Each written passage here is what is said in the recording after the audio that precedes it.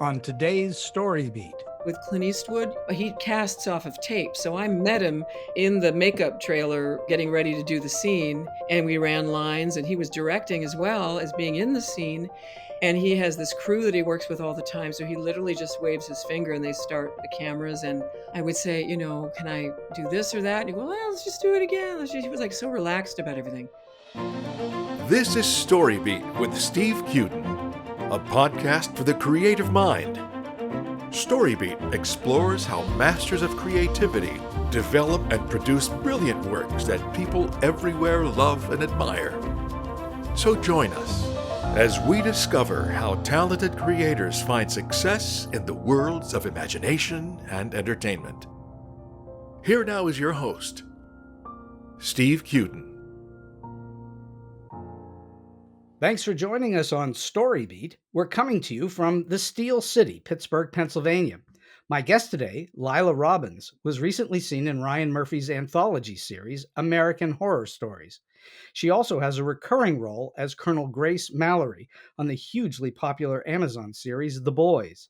Laila starred opposite Amanda Seyfried in the Apple Plus Limited series, The Crowded Room, and opposite Joshua Jackson and Alec Baldwin in the Hulu Limited series, Dr. Death. She also recurred memorably as Katerina Rostova on the hit NBC series The Blacklist, and she had a major arc playing Pamela Milton on the final season of AMC's The Walking Dead. Among Laila's many film appearances are Eye in the Sky, Side Effects, Blumenthal, Concussion, The Good Shepherd, An Innocent Man, Welcome Home, Roxy Carmichael, True Crime, and Planes, Trains, and Automobiles.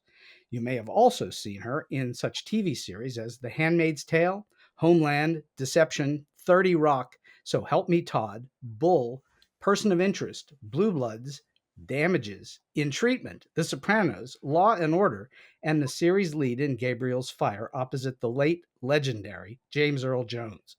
Laila's work on Broadway includes Heartbreak House, the Tony-nominated play Frozen, and The Real Thing, as well as off-Broadway in the quartet of Richard Nelson's Apple Family plays. She's also appeared around the U.S. in numerous stage performances in shows such as The Lady from Dubuque, Antony and Cleopatra, A Midsummer's Night's Dream, Sore Throats, Tiny Alice, Mrs. Klein, The Merchant of Venice, and many productions at the Guthrie in her hometown of St. Paul, Minneapolis, including Hedda Gabler and The Lion in Winter. Over the years, I have enjoyed thoroughly quite a few of Laila's on-screen performances in shows of which I'm a big fan, including everything she did in The Walking Dead, Homeland, The Blacklist, and The Boys. Laila never hits a false note, even when the stories in which she's acting brilliantly defy reality. Of note, Laila also happens to be married to a favorite StoryBeat guest and someone to whom I owe a great debt of gratitude, the phenomenal actor and singer Robert Cuccioli, who originated the roles of Henry Jekyll and Edward Hyde in the musical I created with Frank Wildhorn, Jekyll and Hyde. So for all those reasons and many more, it's a truly terrific privilege for me to welcome the extraordinarily talented actress Laila Robbins to StoryBeat today.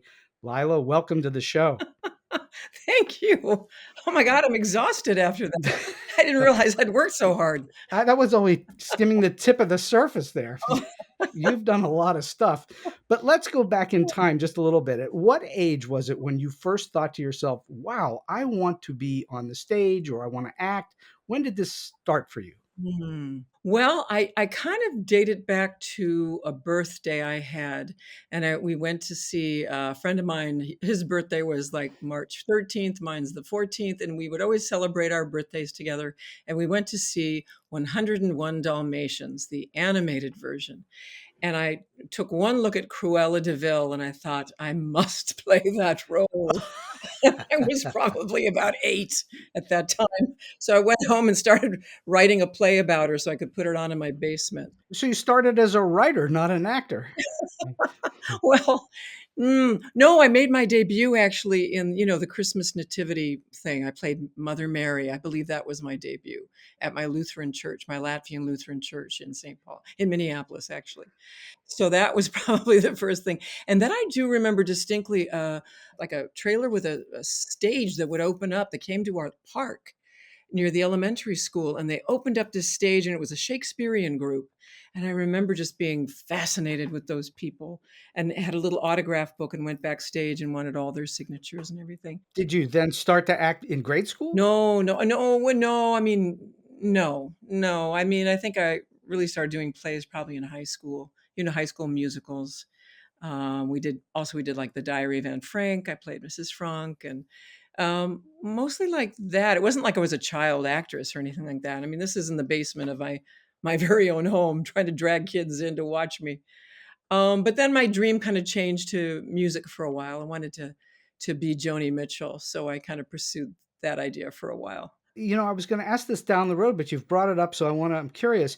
Do you want to do musicals? I mean, you're not known for musicals. Oh gosh, well, I've done one.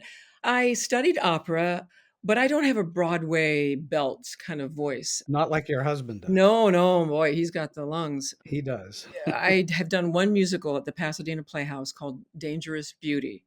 Amanda McBroom. Seriously. Michelle Bowerman and Amanda McBroom. Amanda McBroom, yeah, and Cheryl Collar directed. And the song had a more of a folky thing. It was more of like an Aldanza type of feel to it. It had this kind of Spanish kick to it, and I got away with it. They didn't boo me off the stage, so I did. I did sing one song in a professional musical. So as a total weird sidebar, I mean, that's really weird because I grew up with Michelle Bowerman. I've known her my whole life. Oh my God, you did? Oh my God, how talented Yes. is she? And she's been on the show twice. So Yeah. yeah. So then do you think that when you finally found acting as something that you really were going to do, did it feel like it was a calling to you, or was there a conscious effort to go into it as a profession? I mean, I think it was a call. It was an interesting thing. My parents are immigrants from Latvia, and my dad was a super positive guy, but my mom struggled with depression. And as a child, I saw that the only thing that really lit up her face was when she would go to the Guthrie Theater in Minneapolis. They'd come home from the play, and I could see that something had invigorated her or made her happy or excited her. So I think as a child, it kind of went, oh, what's that? What makes mom smile? And of course, we all want to please our parents. So I think I sort of thought, well, that could be a fun thing to do. Sort of gravitated towards that, but God only knew if I was going to be able to have a profession. And I was a music major, undergraduate, classical piano and opera, Wow. but did all the plays and all the musicals and summer stock and all that. And then went to grad school, which then sort of changed my path. And that was at Yale, yes? The Yale Drama School, yeah, for my MFA. Just the Yale Drama School. Well, that was quite something.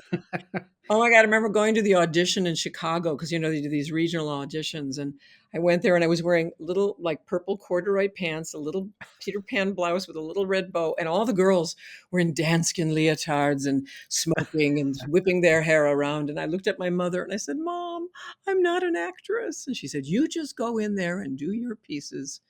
And I was very lucky to get in because they only took 10 men and 7 women. Well, clearly your mother was correct. I guess, I don't know. She had faith somehow. Is that back in the Robert Brustein days, or was he Harvard? No, Brustein had left. It was Lloyd Richards. Got it, Lloyd Richards. Yeah, but Brustein had left pretty, just before that, I think. So how long were you at it after school? How long were you at it before you started to catch fire? You started to get work? Well, I had a very fortunate beginning. After my second year of 3 years of Yale, after my second year, I went to Williamstown. And I got to do a bunch of plays there and kind of got my foot in the door, started to, meet some of the people that were already working. And after I got out of the spring of my senior year there at MFA, I auditioned to replace Christine Baranski in The Real Thing on Broadway. Okay. But I didn't get that role. But the following year, Mike Nichols remembered me from that and wanted me to come in and replace Glenn Close.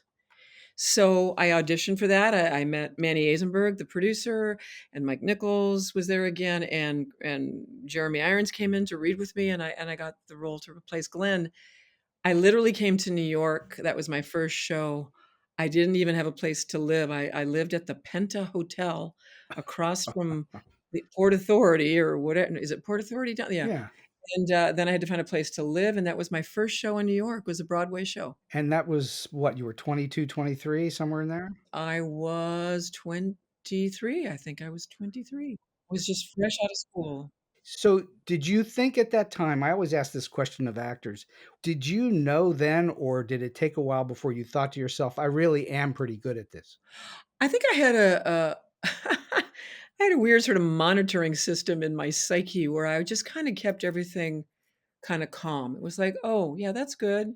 That's good." But I wouldn't get too excited about things because I didn't wanna have hubris take over, or if I never got a job after that, not to be too depressed about it. I tried to keep it all kind of like equanimous. I don't know if that's the right word, but That's a good try to word. keep an even keel, let's put it that way. And so I thought, well, I must know something because I got this Broadway show. Exactly, but you could have gotten it and then failed at it, which you didn't. Yeah. You know what I'm saying? And then you would have really had to question yourself.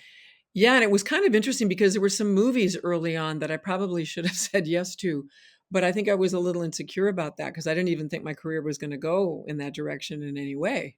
Well, now your career is much on camera. But it's been, there's been the occasional thing along the way, but really it's kicked in the last 15 years of my career. Do you still wind up doing stage shows, or is that pretty much over now? I'd love to be back on the stage. I haven't done a play, I think, in 5 years, partly because I've been, looking after my mom in Minnesota. There's 4 girls, and we were tag teaming to keep my mom in the family house where I grew up and not put her in a nursing home. So, I didn't wanna take a play because you get stuck and then are you gonna have an understudy or not? And I just didn't wanna inconvenience people. So I was happy to do the television stuff over the last, years. Because that's a little more in and out, isn't it? It's more in and out. You can kinda plan it like, "Oh, go in, boom, hit it," and then you'll have more time. So I kind of focused on that, I guess. You have a preference between the on-camera work or stage, or is it all of a piece to you? I think, oh gosh, I think I'm more of a theater animal. I mean, it's Mhm. kind of in my DNA from having grown up watching the theater, and there's something about the theater process that I understand and love, being in the rehearsal for 4 weeks, really being able to do it all the wrong ways before you do it maybe perhaps a good way. With TV and film, I've had to learn how to prepare so much more on my own and really be ready to hit the ground running when you get on the set, and especially if it's a TV show, you get 1 or 2 takes, boom, you're moving on. So I think initially that part of it was, challenging for me, and also the length of the day in TV and film. I mean, the days are long, and there's a lot of hurry up and wait, and energetically, you sort of have to monitor, how to deal with your energy because when you're on, you're on, and when you're sitting in your trailer waiting for 4 hours, your energy can dip. Whereas I think there's a part of me that enjoys going to the theater, going in, boom, do it 2.5 hours. I control the performance. There's something about that I really like. And you can more deeply explore doing it on stage. Well, you get to do it over and over again, so you do get to more deeply explore. I remember doing a play with Uta Hagen, Mrs. Klein, and we did it for 9 months, and she was so amazing. She taught me how to keep it fresh and to keep it alive, and then we toured for 3 months, and I like living with it for a while so that it can deepen. And one of my favorite dreams was to do something on stage and then film it. And to some extent, we did that with Richard Nelson's The Apple Family Plays. We did a new one every year for 4 years, and then we did them all in repertory the final year, and then we filmed them for PBS. Now, it wasn't a national release or anything, but it was a tri-state release. And I just loved it because I felt like I knew the part so well. It was so deep. I didn't feel nervous at all. It was so grounded. It was just in me, and to have that recorded just felt really great. I've not seen that. I'd like to see that. Is it available somewhere? I don't know that it is. I mean, it was PBS. I'm not sure that one can just get a hold of it. And then when you played it in rep, that must have really sunk it in deep for you. Yes, doing all 4. We had to revive the ones from 3 years ago, 2 years ago, 1 year ago, and then do all of them at 2 one night, 2 another night, or if you do a matinee, 2 shows, and an evening, 2 shows, and I mean, we were just living inside of these plays. They were so beautiful. I just loved doing it. I'd like to go back a half a step and about Uta Hagen. What did she tell you that, you said she actually helped you to understand how it worked over a long haul. What did she tell you? Well, if it's good writing, that's Well, helpful because sure. there's always more to discover, right?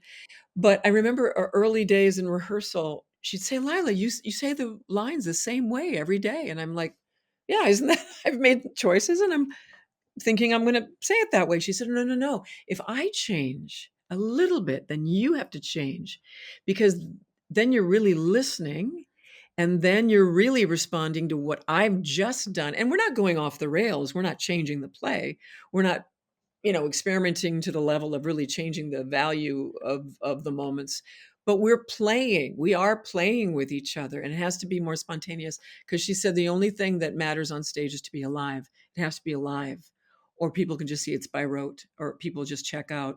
They don't even know why they're checking out. It's because there's a sense of spontaneity and aliveness that you need to maintain. The great maxim is to be in the moment.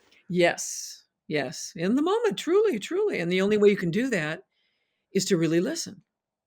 And all those Steppenwolf actors say the same thing. They say it doesn't matter so much what you're saying.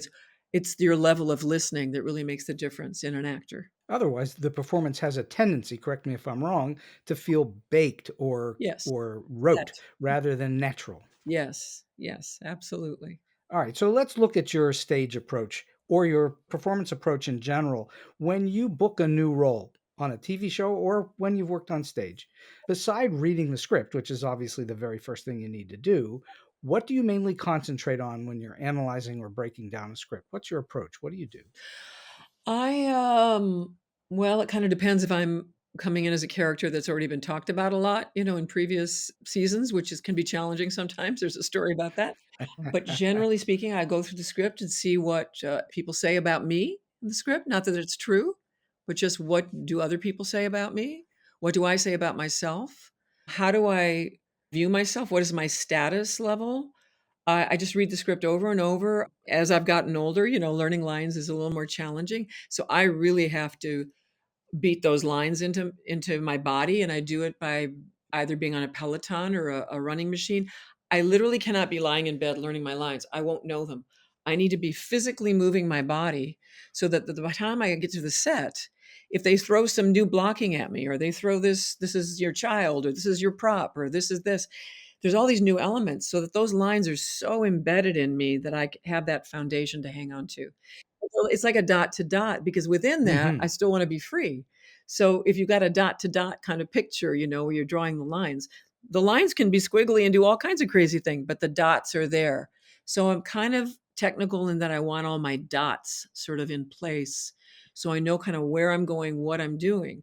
I look for moments of change, peripatetic change in the script, where something shifts, where perhaps the character doesn't get something that they thought they were going to get or wanted to get. I also work on the relationships I have to all the other characters that I'm in the scenes with. What do I feel about that person? How long do I know that person? All the given circumstances that you do when you're in acting school, whatever the circumstances. Do you think that has gotten easier for you? That understanding of character has gotten easier for you over time, or not? Yes, I think maybe there is kind of I think I trust whatever that process is.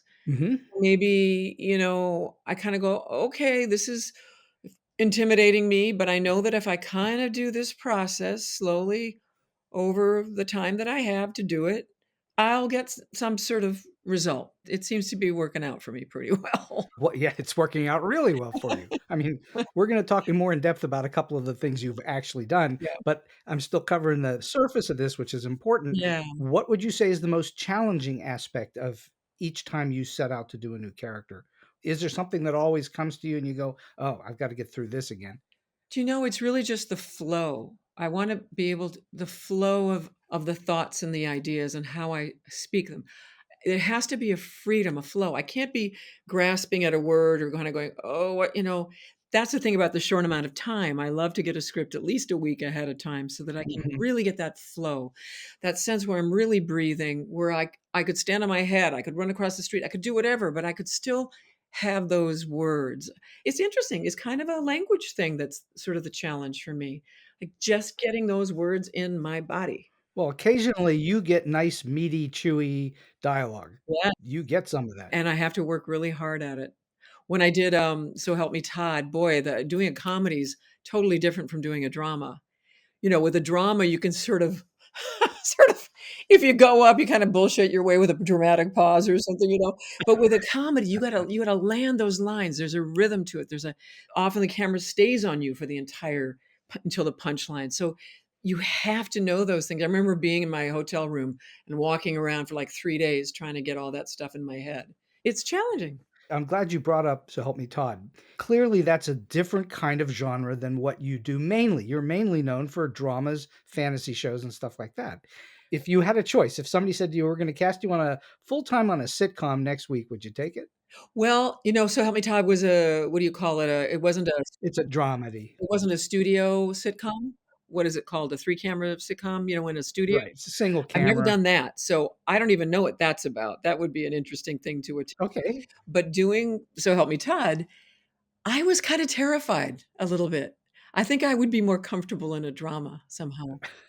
Well, it's your bread and butter. I was astounded that Marcia Gay Harden could learn these paragraphs of things, and I think she literally would it looked like she was learning them the morning of in the dressing room, while they're putting on her wig or whatever. No, she didn't have a wig. Whatever she was putting on makeup, I don't know, whatever. She really had a kind of almost photographic memory, which I do not. Well, there are definitely people, and I've spoken to people on this show who have a photographic memory. Yeah. I've spoken to a number of sitcom actors and actresses, and they kind of learned pages and pages of dialogue in one fell swoop at night. Yeah. I mean, I'm kind of a verbatim kind of gal coming from the theater. I want to say exactly every word right.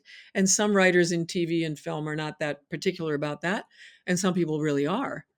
On the Blacklist, they were very particular about verbatim saying it exactly how the writer had written it. That show to me was a miracle. It's a show that should never have worked. It should have never been on TV as long as it was, but it was so watchable. And James Spader is so enjoyable to watch. Yes. And he talk about a guy who knows how to chew words. Yes, absolutely. Just fantastic. I'm going to assume that you had to work a little bit to keep up with him at times. Yes, I didn't have, all in all, I didn't have that many scenes with him. There was one kind of torture scene early on in my time there. Toward the end of the series, too. Yes, at the end too. And he called me out on saying one wrong word in rehearsal one day. And I was like, oh, yeah, yeah. It was just rehearsal. I said, I'll get that. Don't worry about it. I'll get it. But he wanted it verbatim. He was one of the producers on it too. Most of my stuff was with Megan, so being her so-called mother. But yeah, he held a high standard, and I enjoy that. And I want to rise to the occasion. And I like somebody kind of, being a taskmaster. I think that's a good thing. I think mission accomplished. Okay. I've never seen you not look like you know exactly what you're doing in whatever Oh, part you're in. thank you. What for you makes a good role good? What attracts you to a role when you have the opportunity to name that shot, like perhaps a play or some kind of a movie or TV show? Are there parts that you are more attracted to than others for whatever reason? I like characters that have contradictions because I think that's very human, and I think that actually makes a three-dimensional character. I think some young actors, when I'm teaching a little bit, they tend to make certain ideas about what their character would or wouldn't do. And I keep telling them as much as the character would do this, they would also probably do that. Mm-hmm. And it's that space between those contradictions that can make a character very three-dimensional because we all have contradictions within ourselves. Absolutely. We may not want to reveal those, and perhaps the character doesn't want to reveal them, but they're inside that character, and that tension is what creates kind of this frisson, which makes people want to watch you because they don't know what you're going to do next. Are you able to figure that out when the writing is not up to snuff? Well, then you have to make it up for yourself. That's what I mean. Yeah, then you got to kind of make up some stuff for yourself if it's not really on the page, make some choices.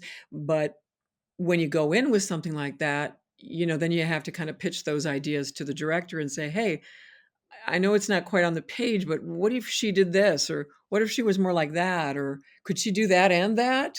And that would, kind of show what a flip side or, trying to find those moments. Now, you don't have to name names, but has that happened to you a bunch where you go in and the writing's just not very good? Has that happened to you? No, but I do remember, and I'm not going to name names that were the show. Yeah, please There don't. was one scene we had finished shooting an episode, and then that night we were starting a new episode with a new director, and the new director came in and wanted me to play a particularly climactic scene in a certain way. Mm-hmm.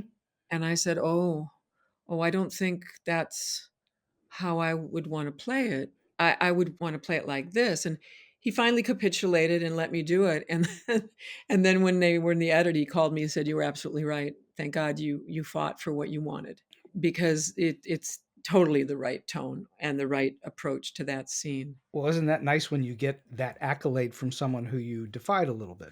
Yes, and that's probably not very common. It isn't common. No, with directors, everyone has an ego. All of us have an ego. In show Don't business? want to, rile somebody up. But if they can work with you and sort of hear you out, and you can kind of, come up with some good reasons why you feel the way you feel, hopefully they'll give you that shot and at least do a take where you get to do it your way. So you have been cast in numerous kind of straight administrators or political types or military types or whatever that is. Yeah. Why do you think that's what they cast you as? I don't know. Maybe it's my pointy nose. I have the only nose you can open a can of tuna with. Um, I don't know. I think I have a very sort of I don't know what's the word I'm looking for. Kind of that preppy look or whatever. I don't know. I play officious, smart, hardworking, whatever kind of gals. I don't know. You play tough women too. I mean, Yeah, I kind of play the tough they've got backbone ladies. and Yeah. spine. I call myself bossy pants. I always play bossy pants. I have to ask you, call me whatever, but I love The Walking Dead. I've seen every episode of The Walking Dead. Oh I've my seen all the various series. Forgive me if this bothers you in any way, but you were in a number of really bloody scenes in The Walking Dead, especially when you had to clean Sebastian's face after he had died, God. and especially when you approached Lance at the fence Uh-huh. after he had already turned into a zombie. I mean, very bloody Yeah. stuff. How do you approach that as an actor? Are you squeamish? Is it difficult? How do you do that? Well, it was kind of squeamish. Early on when they had the zombies come out and lay on the ground like they were dead, they looked so real to me. And they it's kind of horrifying because they put all the dead zombies on a cart, and it's a little holocausty there for me. So I was like, whoa, and they'd lay them out, and I was a little squeamish. And then there was a scene with my son, in the jail cell that's very bloody Right? and gory, and things are ripped apart. Um, but I remember early on when I was working on, I got into the van, the actor van, to go to the middle of the woods, and a zombie was coming to get on the van with me, and I was like, "Oh God, here comes one of those zombies!" And just before he got in the van, he said, "Oops, my cheek fell off." So it kind of broke the ice. Well, how do you handle that when you know you're going to be confronted with it because it's in the script? But how do you psychologically get yourself over that hurdle? And you have to then emote at the same time. Well, ultimately, I saw them as artwork, living artwork. Wow, that's neat. And I was able to, I don't know, maybe it was the exposure to it. After a while, you get kind of desensitized. But I mean, when I talked to the producer about doing the show, I said, I have 3 questions for you. The first one is, do I die a horrible, gruesome death? Because my mom was still alive at that time. And I said, I don't want her to watch that. And she said, no, I think in the comic book, you go to jail. And I immediately said, do I have my clothes on?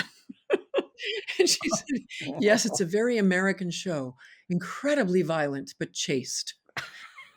And then, because anytime they had anyone kiss on the show, it was all this, is that okay with you guys kind of stuff.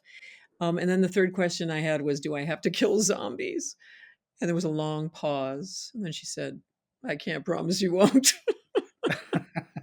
Do you object to having to kill characters? Well, sometimes, I mean, with zombies, you have to stab them in the eyeballs and stuff like that. In the head, you'd put a knife in their head or something. Yeah. So I only had to shoot one from afar with a rifle, so I got away pretty easily. You didn't have to actually walk up and slam somebody. Oh, no, I didn't have to stick a knife in someone's head. All right. So when you're given a role in a fantasy show like The Boys or like The Walking Dead, do you prep those characters differently than you would just a straight drama? Is there something different, or is it the same approach no matter what character you're playing? I mean, for me, it's been the same approach, really. The same approach. And sometimes that's interesting because it's more a question of tone. And if you haven't been on a show and they've had like 7 seasons, like or 6 seasons, I guess, with the Blacklist before I came on the show. Right. I had watched the show maybe 1.5 seasons early on, but then I don't watch a lot of TV. So I didn't really know what the tone of the show was. And this is a character they've been talking about for years. Sure, of I course. was stepping into some shoes that a lot of fans were going to expect a certain kind of thing. There's even a younger version of you. Yes. I don't know if I'm going to fulfill everyone's fantasy of what this woman should be. And I'm sure I disappointed some people, and I got some feedback that people thought it was just absolutely correct.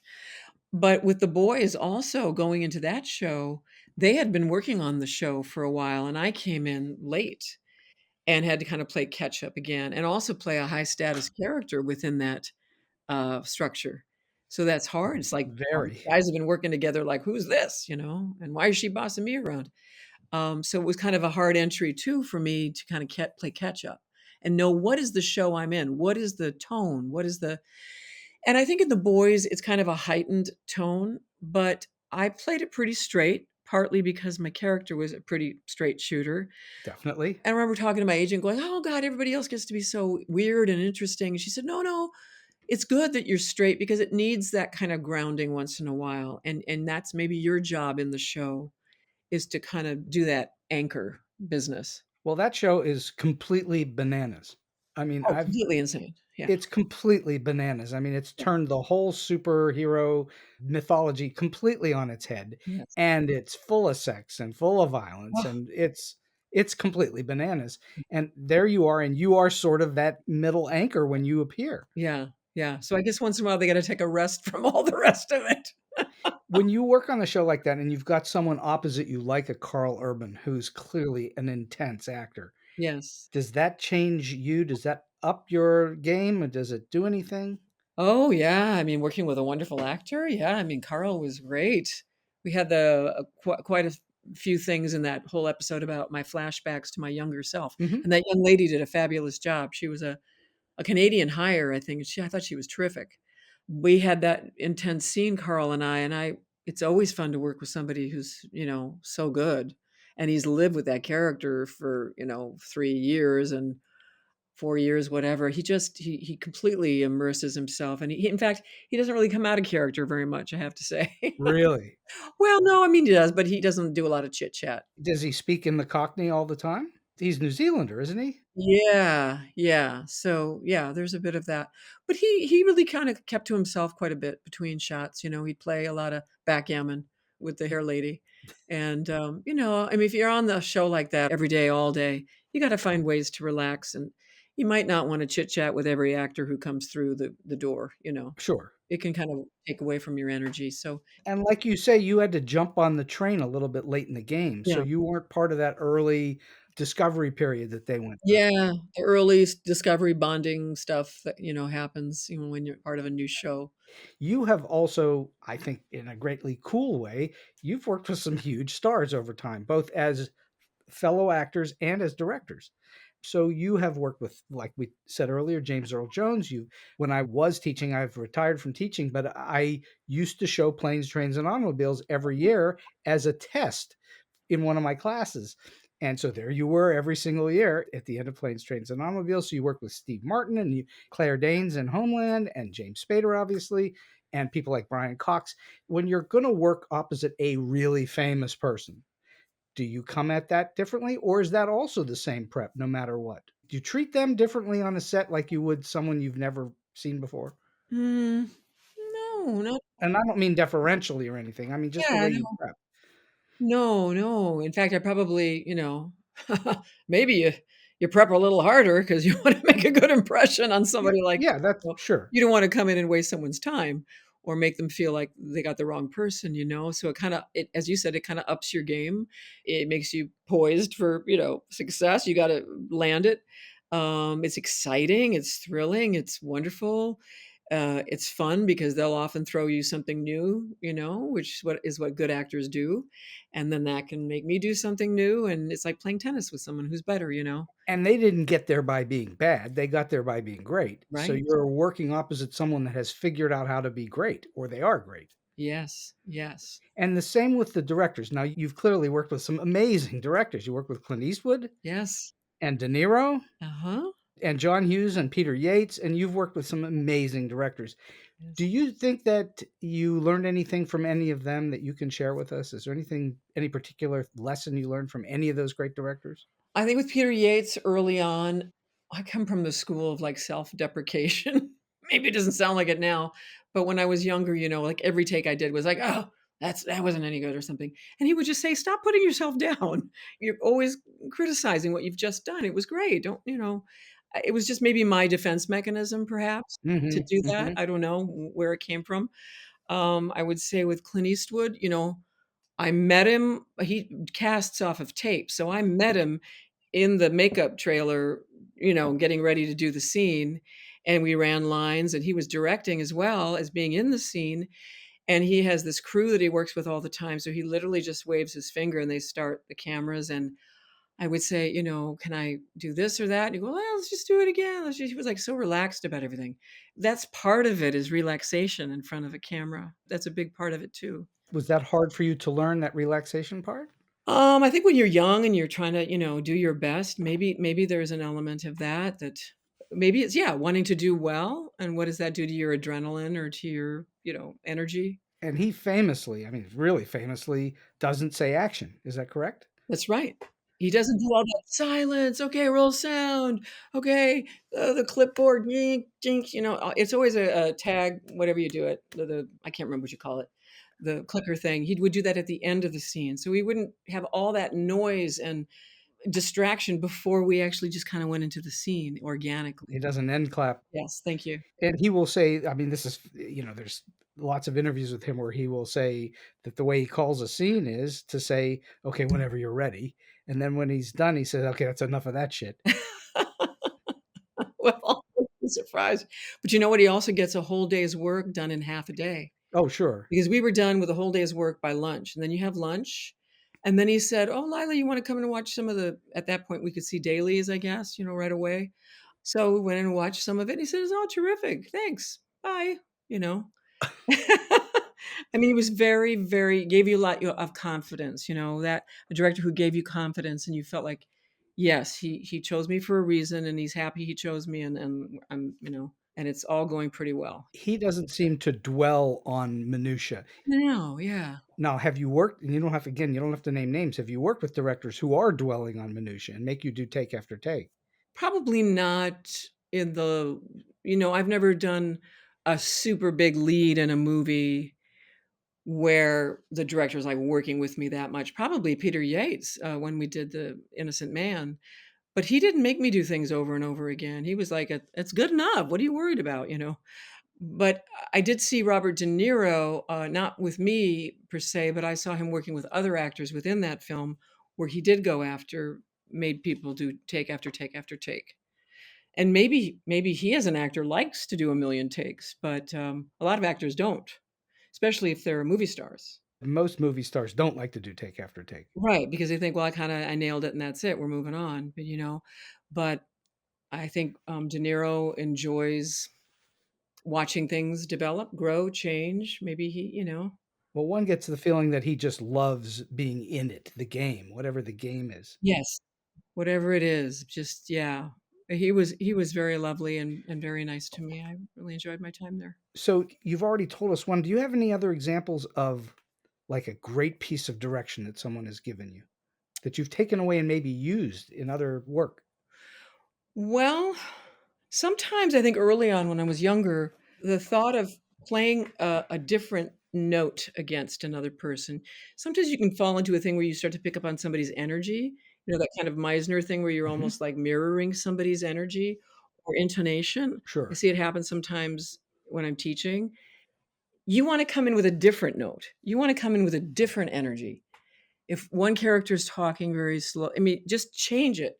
Don't fall into being in that same hypnotic place with that other actor. It's all the same then. Is that more prominent in stage work than in film work, where you're definitely getting into a rhythm with people on an entire piece rather than just little scenes?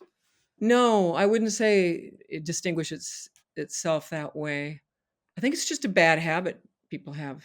I don't know, mimic the other person or mirror the other person in some way. I wouldn't say it happens in stage versus more than film. And a good piece of direction. It wasn't a piece of direction somebody gave me, but Austin Pendleton was directing an actor in a play where the actor had to play somebody a little less intelligent than himself. And the actor said, "Well, how can I play this guy? I have to make him so dumb, and I'm a little smarter than that." And Austin Pendleton said, "Don't think about all the things the guy doesn't know. Pick 5 things the guy does know, but there's only 5. And that's what makes you look stupid." And by the way, Austin Pendleton's been on this show too, Oh. and thoroughly enjoyed talking to him. So, have you ever gotten notes from a director, whether on stage or in a film, that you didn't know how to handle and you had to try to work your way through it? Maybe you disagreed with the notes. Yes. And what do you do?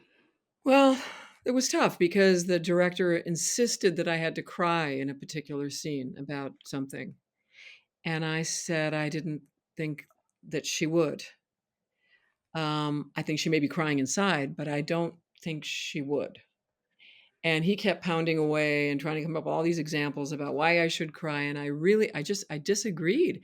And then I had friends come see the show.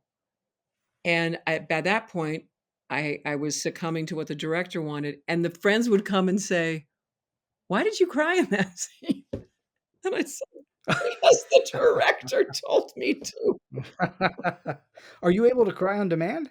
Yes, it used to be easier, but yeah, but now, I don't know. There was a little patch there where I couldn't cry on demand for some reason. Is it sense memory? How do you get there? Yeah, sense memory. Sense memory. Yeah, substitution. Oh. Probably had enough tragedies in my life now that I can call upon. If you live long enough, you're going to go through a few. Yes, that's true. It really is true. None of us get out of here alive, so. What do you think actors should do to get the most from a director? Actors should do to get the most from the director. Yes.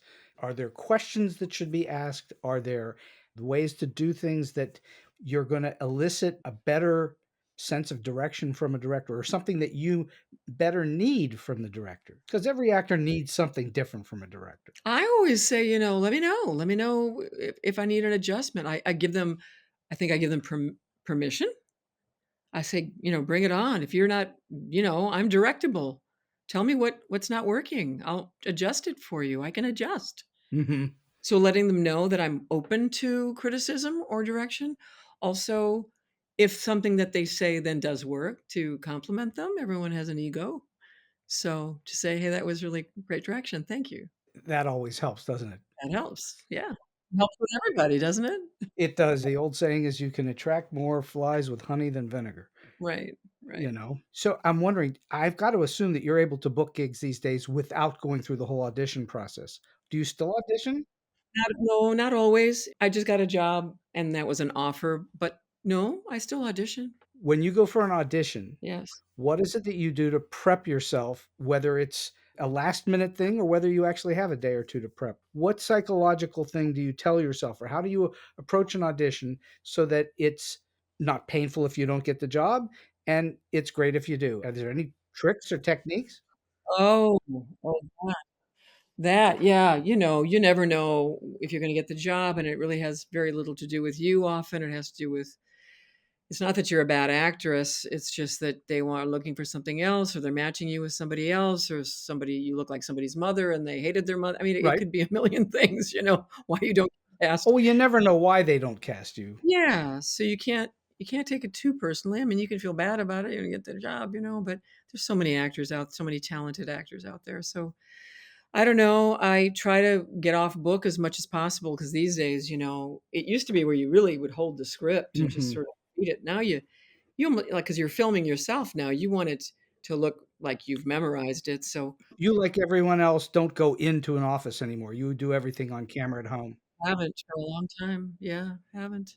So we're doing all of it. We're doing the lighting. We're doing it's quite an ordeal setting up the equipment because we don't have a room in our apartment to have the equipment just set up all the time. So it's setting up, lighting, get someone to help you. But I also do like it because you get to do as many takes as you want, and then you get to choose the one that you think is best, right? Of course, that is a little advantage. Who's in the room, like, you get that one shot and that's it, Because if you go into the room, you may just get that one reading and that's it, right? That's it. Right, right.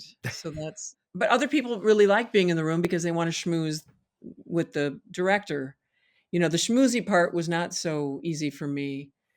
I kind of wanted to show you what I can do with my work. You're talking about when you go in for an audition, what Yeah, they call the chit chat or whatever it's called. yeah. Because sometimes my head is already like in the character.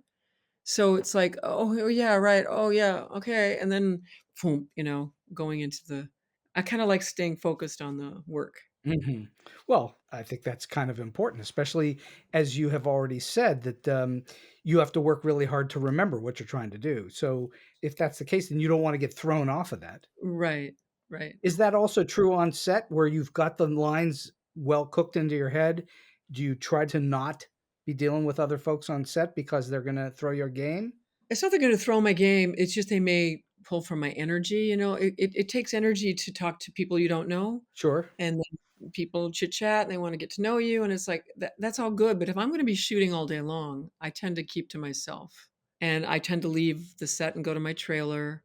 I'm not antisocial because I love talking to people, but when I'm working, I have to protect my energy. Okay. And what do you do when you're in your trailer? Do you read? Do you write? What do you do? Just lay down, put my feet up, hydrate, make sure I'm eating properly that day.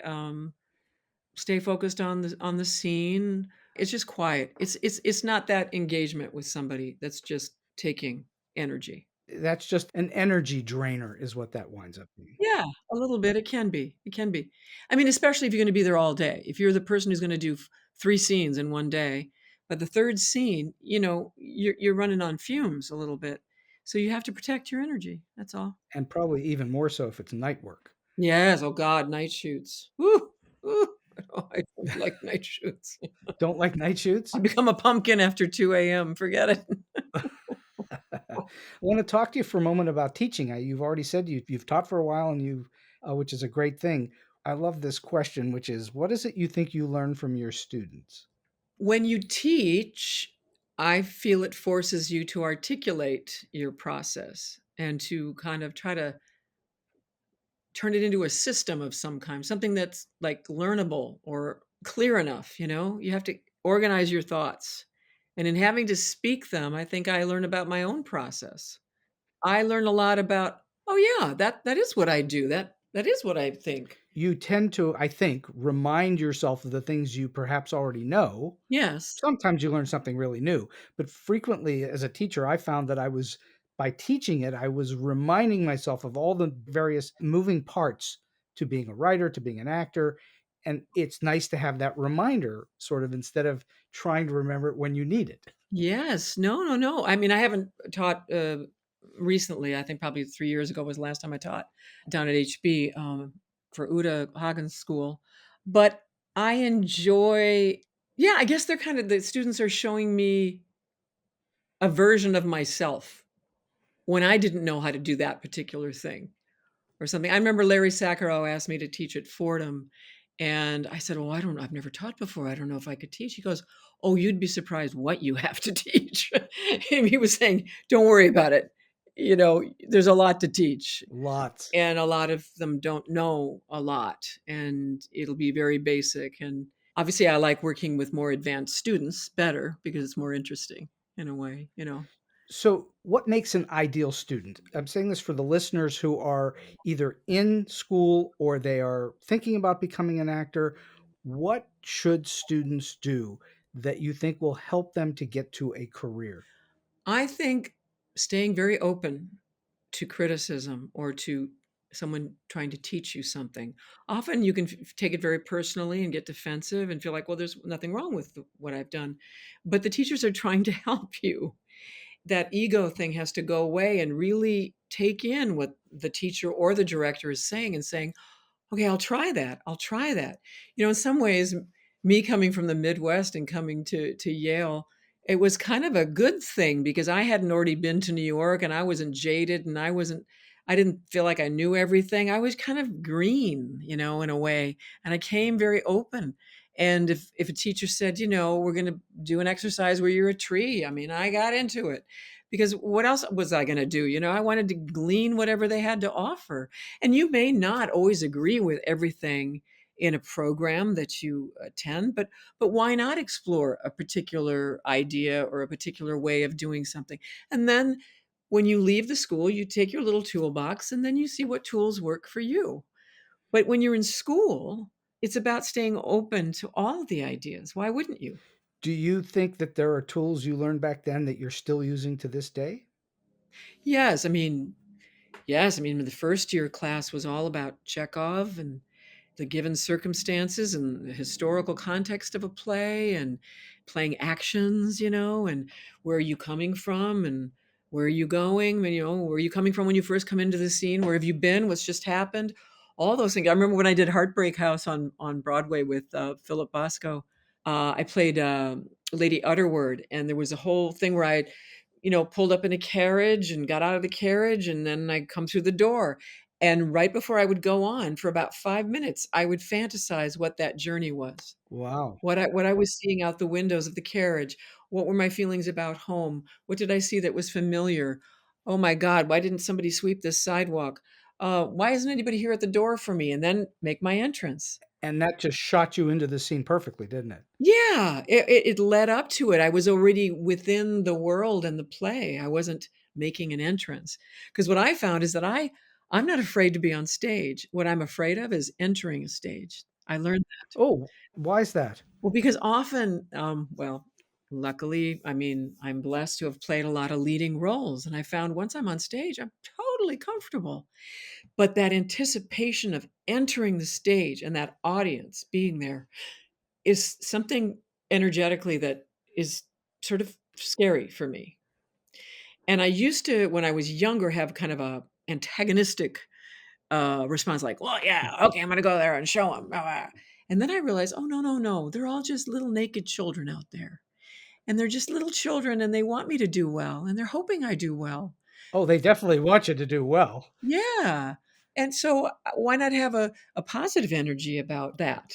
But there is something about it entering the stage. So that's a huge difference between camera work and theater, is that you actually have the audience. Your audience on a camera show is usually the director and maybe some of the people on set. Yeah. But when you're doing stage work, the audience is actually a part of your evening's performance, isn't it? Yes, yes, and they're different, and they do affect your performance. Every audience is totally different. Yeah, so you don't know exactly. I mean, they're the other character in a way. And I really learned a lot about that in the Richard Nelson plays, the Apple Family plays, because our audience was very, very close to us in the Ansbacher at the Public Theater. In fact, the rug of our set, some of the audience members' feet were on that rug. And we had chairs, literally, a person would be 2 feet away from me during the play. They really became a part of our play, We could smell them. You can smell them, you can hear them making noises, no doubt, Yeah. and all the rest of it. Sleeping, snoring. Snoring. Oh, wow. Well, now that's not necessarily a good sign. If they're snoring, you might have a problem there. I'm assuming that doesn't happen very often. No, I just flashed on that because Chris Walken did that in Coriolanus, I guess. A woman was there with her husband. The husband was sleeping, and he walked up to the woman in the play and said, "You wake him up." Half a step back again, I assume that you believe in education in the arts, education in being an actor and actress, Yes. that's important. I know there are people that don't believe in it, think you don't need it. I'm assuming you do. I can't make a sweeping statement that there's probably a lot of actors who've done very well, never thinking about acting as a academic No doubt. idea of any kind. I think those are few and far between. And I'm not sure those people can sustain a performance on stage. Sometimes you see that, and not always, not always. But sometimes you see if a person is mostly film and TV and they come to the stage, they really don't have the proper technique or tools to make a performance hit the back row. It's a different technique. Well, we have had, over the course of the 110 or 20 years of Hollywood at this point, a pretty significant number of stars that were not stage trained, and they aren't stage actors. They are camera actors. They're film actors. The one I'm thinking of most prominently is Jack Nicholson, who really has not done a lot of stage work, if any. And that hasn't hurt his career any, but that's his thing. That's him. And that's not to say after a career like that, that he couldn't just be given a couple of notes like, speak up or whatever. Well, of course. I mean, he could probably do it. But you look at Brando and De Niro and Pacino and people like that, they're all stage actors. Yeah. Jack Lemmon, they're all stage actors. And I'm a big proponent of the theater leading to film, not the other way around. I would agree with you. Well, thank you. Yeah. I have been having the most marvelous conversation for just shy of an hour now with Laila Robbins. And we're going to wind the show down a little bit. And I'm just wondering, in all of your experiences, your many experiences, can you share with us a story that's either weird, quirky, offbeat, strange, or just plain funny? Well, I did bring up Christopher Walken earlier. I have a few things. My first sort of professional show, no, actually, I did one before that, but up at Williamstown, I was cast in Anton Chekhov's The Ivanov, and Christopher Walken and Diane Wiest was the wife, and I was Sasha, the young girl who's in love with Ivanov. Wow. And I had this terrible young actress habit of, because I was in love with him, I would touch him a lot. And Chris didn't like that. He'd say, "Laila, you touch me again, I'm going to have to hit you." And at the end of rehearsals, he'd say, "This is going to be a disaster." And then finally we opened the show and the director went away and he started changing things, changing stuff. I said, "Chris, that's not how we rehearsed it." He said, "Oh, the director went away. We do it how we want now." And then once he left me on stage in the middle of a scene because he thought he heard the air conditioner come on and he didn't like that. Oh. And the stage manager's desk was just off right. So he held up his finger like, "I'll be right back," walked through an imaginary wall, went up to the desk and told her, "I told you not to turn that thing." She said, "It's the rain on the roof. It wasn't the air conditioner." Wow. So he left me alone on stage, to fend. What did you do? I think it was a scene where I was in his office, so I just kind of played around with stuff on his desk. I had to do that with Jeremy Irons too, because there's in the real thing, there's this cricket bat that he goes to retrieve, and it wasn't in the right place backstage. So he's running, I can hear him running back and forth backstage looking for this cricket bat. And I was on stage, for a good minute by myself going, So I don't know. I think I started eating some fruit or something. I just try to keep it interesting. Was it real fruit, not plastic fruit? No, it was real. Yeah. This is what I love about the theater, the things that go wrong. Yes. Guns that don't fire, doors that don't open, things like that where people come on, they've got the wrong costume on, or they're in the wrong place, people miss cues, all those things. I love those stories. Yes. That's really great. Yeah. Okay, so last question for you today, Laila. You have shared with us already a tremendous amount of really useful advice. I'm wondering if you have a piece of advice or a tip that you like to give to those that are starting out in the business, or maybe they're in a little bit trying to get to that next level. The business is so different from when I started. My heart goes out to the kids who are starting in this business because so much of it is about social media and all this other crap that has nothing to do with acting. And I'm sort of glad I didn't have to go through all that. I mean, when I was young, all I did was focus on the craft, just the craft, just keep working, keep doing as many plays as you can, meet more people. A lot of it's about connections, staying friendly with people, staying in touch with people. They'll think of you for the next play they do. I have a bugaboo. Be on time, be punctual. This is very important. You may not think it's important, but it's very important to be punctual. It's disrespectful not to be punctual. That was one of the things my teacher told me in college, and I took it to heart, and I believe it to this day. I don't know. I think there's so many distractions in today's world and all that stuff, all the children know their angles and their face and how to do the pose and this and that, but it's the internal work. It's the internal. Find a good teacher, find a good acting teacher, challenge yourself with different roles. Stay involved with the craft. It's a craft. Don't get all caught up in trying to become a star or becoming famous, or some people are in it for all different kinds of reasons. You have to love it for the craft or it's going to show. You definitely don't want to be in it for the money. No, you don't. What they say about the money is you can't make a living, but you can make a killing. Absolutely. Well, that's what you say about in the theater as a composer, as a lyricist, a writer. You can't make a living, but you can make a killing. Yeah. My training always was 15 minutes early is on time. Yes. On time is late, and late is unforgivable. Yes, well, see, we agree again. That's the There you second thing go. we've agreed upon. There you go. That was all really fantastic advice and really important, especially in today's scattershot world and fragmented world. It really is important that people learn their craft, learn to do what they need to do, and come in and be on time and ready to go. Ready to go. And that shows respect to your fellow actor and actors.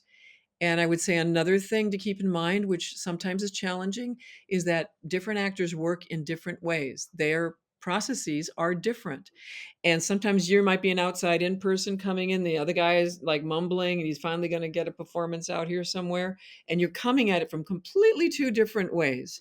But just have faith that somewhere in the middle, it's all going to work out. But it's very difficult through that process because you're not particularly getting maybe what you need to feed what you want to do or where you think it needs to live, but give time and respect and space for the other person's process, which is not always easy.